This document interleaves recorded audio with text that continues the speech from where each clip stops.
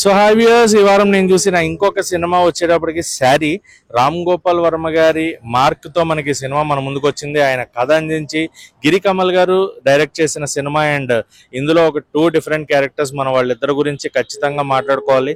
ఒకటి heroine Aaradhya and ఇంకొకటి hero Yadu. అతను హీరో అనాలా సైకో అనాలా ఏంటనేది సినిమా చూసిన తర్వాత మీకే అర్థమవుతుంది. మామూలు సైకిక్ కాదు, నిజంగా సత్య క్యారెక్టరైజేషన్ అండ్ పెర్ఫార్మెన్స్ కి నేనైతే హ్యాట్స్ ఆఫ్ చెప్తాను. మామూలు యాక్టింగ్ చేయలేదండి. బాబా ఆ స్క్రీన్ మీద నిజంగా ఒక సైకో అనే వ్యక్తి ఎలా బిహేవ్ చేస్తాడు అనేది చాలా అమాయకత్వంగా, దాని నుంచి సైకిక్ గా చాలా బాగా చూపించారు. కాన్సెప్ట్ వచ్చేటప్పటికి ఆ సోషల్ మీడియా ఎంత ఎఫెక్ట్ చేస్తుంది. సోషల్ మీడియా ఒకటే కాదు, ఆడవాళ్ళు తప్పుగా బట్టలు వేసుకుంటేనే, చిన్న చిన్న పొట్టి బట్టలు వేసుకుంటేనే ఏవో జరుగుతున్నాయి అంటారు.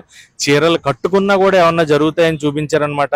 శారీ కట్టుకునే ఆడవాళ్ళకి శారీ కట్టుకోవద్దేమో అనే భయాన్ని క్రియేట్ చేసింది శారీ సినిమా. అండ్ కథకు వచ్చేటప్పటికి మన హీరో ఆమెని ఒక దూరం నుంచి ఒక శారీలో చూసి, ఆ స్టార్టింగ్ మనకు ఒకటి వస్తుంది క్లియర్ గా, ఒక స్టార్టింగ్ ఒక నోట్ ఇస్తారనమాట మనకి.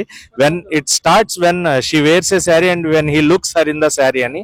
సో ఆమె శారీ కట్టుకోవడం, అలాగే ఆమెను శారీలో చూడడమే ఈ సినిమాకి మొదలు. సో అలా చూసిన తర్వాత అతను ఆమెతో ప్రేమలో పడి ఆమెని ఎంత టార్చర్ పెట్టాడు, ఏం జరిగింది అనేది నాకు ఒకప్పటి ఓంకారం సినిమా గుర్తొచ్చింది, రాజశేఖర్ గారిది, ప్రేమ గారిది.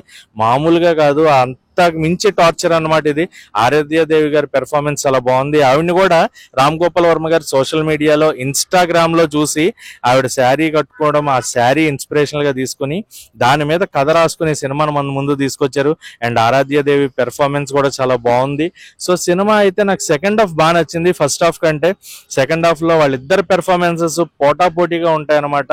ఆరాధ్య అండ్ సత్య గారి పెర్ఫార్మెన్సెస్ మామూలుగా యాక్ట్ చేయలేదు.